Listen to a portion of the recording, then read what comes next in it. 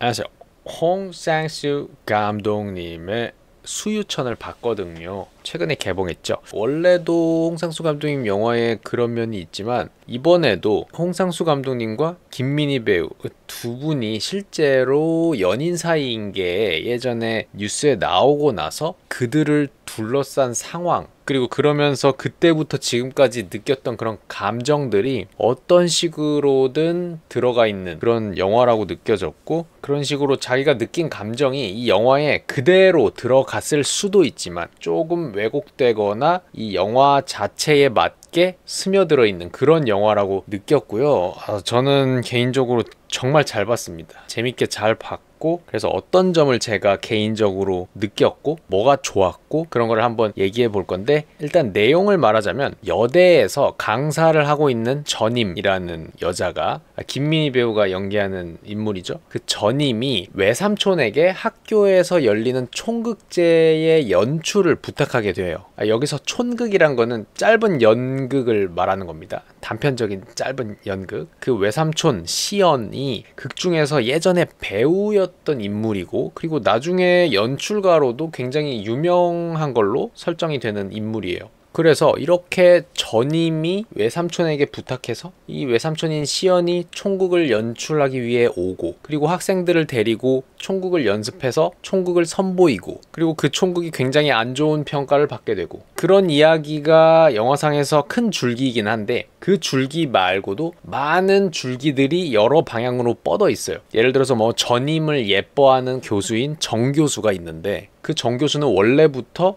시연의 팬이었기 때문에 마침 이런 기회로 인연이 닿게 되어가지고 정말 이 좋아하는 마음을 도저히 숨기질 못해요. 장어를 사주고 집에도 초대하고요. 물론 처음엔 계속 전임과 함께 세 명이서 같이 만나는 거긴 하지만, 또 다른 줄기의 이야기에서는 이제 외삼촌인 시연이 오기 전에 원래 총극을 맡았던 연출가가 있었는데, 그 연출가는 학생 3명과 따로 연애를 하고 있던 게 밝혀져서 잘렸었어요. 그렇게 잘린 연출가를 대신해서 이제 외삼촌이 필요했던 거거든요. 그런데 그때 잘린 그 연출가가 다시 학교에 계속 한 번씩 자꾸 찾아와서 전임이랑 언쟁을 하거나 아니면 연애했던 그 3명의 학생 중에 한 명에게 청혼을 하거나 이런 이야기 줄기도 있고요.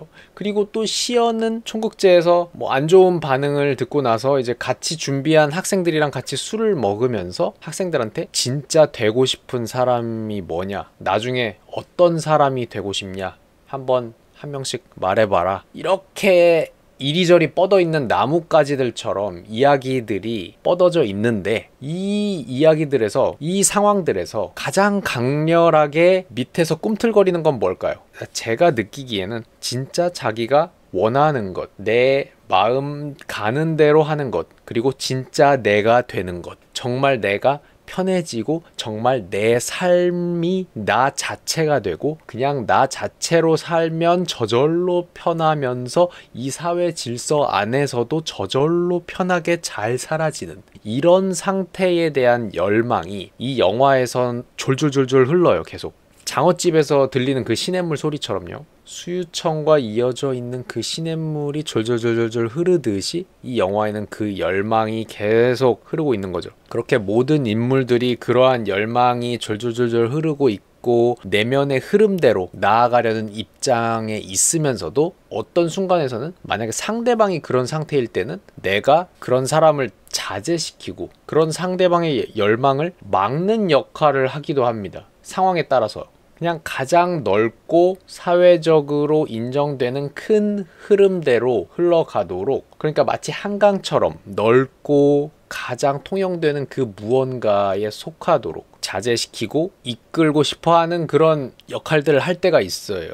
근데 자기도 어떤 다른 상황에서는 있는 그대로의 내가 원하는 대로 그냥 행동하고 싶어 한단 말이에요. 그런데 상대방이 그렇게 있는 그대로 행동하고 느끼고 하고 싶을 때는 내가 그걸 자제하는 입장이 될 때도 있다는 거예요. 극 중에서 강사로 나오는 전임이 만든 미술 작품이 있잖아요. 한강을 나타냈다고 한 그 작품. 한강이란 장소는 가장 대중적이고 가장 넓고 잘 보이고 모든 물들이 모이는 곳이지만, 그 속에는, 그 한강을 이루고 있는 물들은 각자 왔던 곳이 있어요.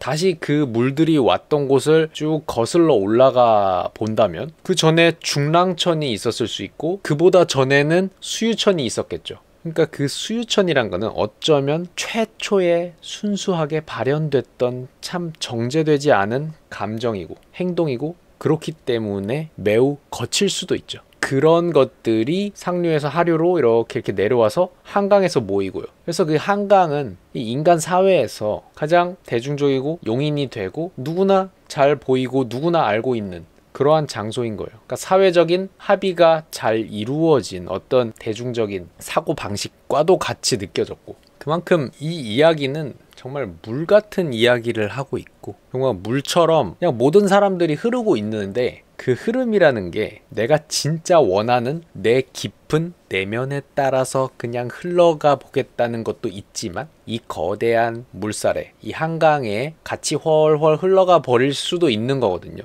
그게 좋다 나쁘다를 떠나서 누구나 그런 역할을 한다는 거예요. 내가 정말 쟁취하고 싶고 정말 중요한 순간일 때는 나 정말 수유천처럼 졸졸졸졸 흐르는 물처럼 진짜 내 내면의 흐름을 따라서 흘러가고 싶어. 그런데 어떤 순간에서는 그냥 한강에 있는 물처럼 그냥 이 거대한 흐름에 같이 훨훨 흘러가 버리면서 외부에 몸을 맡겨버리는 그런 역할도 해요. 우리 모두.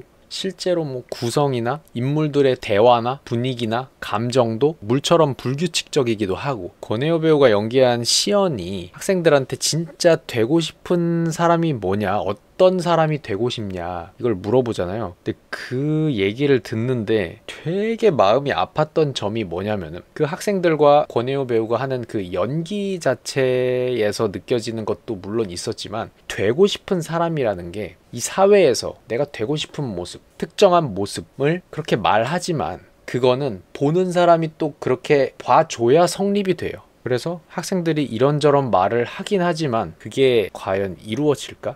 내 자신이 아무리 그렇게 마음을 먹고 그 원하는 모습을 향해 나아간다고 하더라도 외부의 시선에 따라서 완전히 달라질 수 있잖아요. 물론 자기가 계속 강하게 마음의 중심을 잡는다면야 뭐 문제가 없겠지만 그렇게 한다는 게 이 삶에서 그게 항상 쉽지만은 않죠. 물론 어떤 학생은 자기가 그냥 병신이라고 자책을 하기도 했지만 그 학생들이 자기 자신에 대해서 말할 때 그게 어떤 응답 없는 메아리처럼 느껴지기도 해서 굉장히 가슴이 아프기도 했어요. 살다 보면 내면의 흐름에만 귀 기울이면서 살려고 하더라도 외부의 흐름에 휩쓸릴 때도 있기 때문에 앞으로의 인생 순간순간이 또 촌극 그 자체일 거기 때문에 뭔가 가슴이 좀 찢어지는 거죠. 이 수유천이라는 영화에서 촌극은 이 영화에 잠깐 나오는 그 컵라면 먹는 것만이 촌극이 아니라 삶에서 맞닥뜨리는 모든 상황이 촌극인 거죠. 이 영화에서는 그 컵라면 먹는 촌극 전과 후에 있는 모든 것들도 다 촌극이나 마찬가지예요. 그리고 우리도 각자의 삶에서 수없이 촌극에 출연하고 있죠. 촌극이라는 단어의 뜻이 아까도 말했지만 짧은 길이의 단편적인 연극을 말하는 거기 때문에 이 촌극은 우리가 가정에서는 뭐 어떤 역할을 하고 연기를 하고 또 친구와 있을 때는 또 다른 역할 또 연인과는 또 다른 역할과 연기를 하고 또 잘 보여야 하는 좀 불편한 사람에겐 또 다른 역할을 하겠죠. 이렇게 우리 모두 언제나 상황과 장소와 상대방에 따라서 다른 역할로 수없이 많이 출연하는 그냥 촌극 전문 배우들이잖아요, 다. 저도 지금 촌극 찍는 거나 마찬가지잖아요. 여기 카메라 앞에서 뭐 하는 겁니까, 이게? 이런 식으로 카메라 앞에서 주절주절 하다가 또 내가 유튜브 하는 거 모르는 사람들 앞에서는 뭐 그냥 또 다른 모습일 수도 있고 이렇게 영화가 다 끝나고 나서 생각해 보면은 모든 인물들이 마치 물결 같아요. 각자 이렇게 흘러가는데 그리고 자기가 가려고 하는 이렇게 물결의 방향도 있어요. 중력에 따른 걸 수도 있고 바람에 따른 걸 수도 있고 물길의 모양에 따라서일 수도 있고 이렇게 흘러가는데 다른 물결을 만났을 때 그 물결과 부딪히기도 하고 그 물결을 방해하기도 합니다. 그런데 또 그 물결을 지나고 난 뒤에는 혼자 있을 때 또 자기가 원하는 방향으로 술술술술 가고요. 그러다가 또 뭔가를 만나면은 방향이 이렇게 틀어지고 그러니까 예를 들어서 뭐 홍상수 감독님이 김민희 배우랑 사귀고 있는 게 뉴스에 나왔어. 부인분과 이제 뭐 이혼을 하기로 하고 등등등 그런 상황들이 있었잖아요. 그런 일련의 과정들을 겪고 느꼈던 사람이 이 영화를 만들었다라는 걸 생각하고 본다면 더 영화를 진짜 맛있게 볼 수 있고, 누구나 내가 진짜 원하는 대로 진짜 나대로 행동하고 느끼고 나아가려고 하는 역할을 하지만, 어떨 때는 반대로 다른 사람이 그렇게 나아가려고 하는데 그건 아닌데 라고 말하는 역할을 할 때도 있다는 거. 그거는 사실 누구나 그렇다는 거. 그렇지만 이 삶이라는 수많은 촌극들 속에서 내가 정말 원하는 거를 계속 추구하는 역할을 하고 있을 때도, 또는 정말 불편한 자리에서 연기를 하면서 살고 있을 때도 어쩌면 언제나 나이긴 하다는 거. 내가 뭐 다른 사람한테 맞춰서 비위에 맞춰서 이렇게 얘기하고 있을 때도 나라는 범위 안에 들어갈 수도 있다는 거. 어떤 식으로든 흐르고 있다는 거. 하지만 솔직히 저 깊은 곳에서 진짜 내가 원하는 거, 진정한 나라는 개념은 또 졸졸졸졸 흐르긴 한다는 거. 하지만 또 이 사회라는 틀을 만나면, 이 사회라는 벽을 만나면 그 물살에 휩쓸려서 진짜 내가 뭔지 솔직히 모른다는 거. 하지만 근데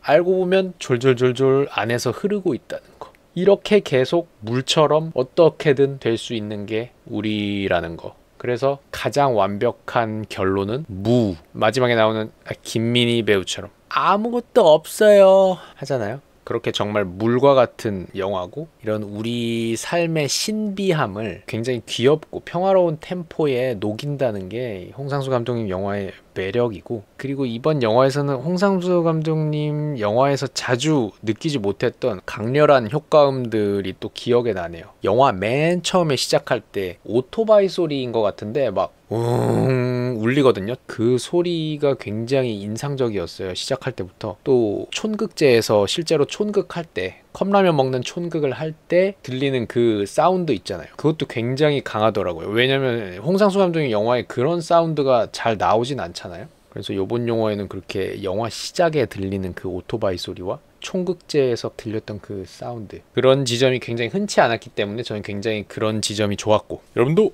물처럼 아름다운 하루 되시고요. 그럼 이만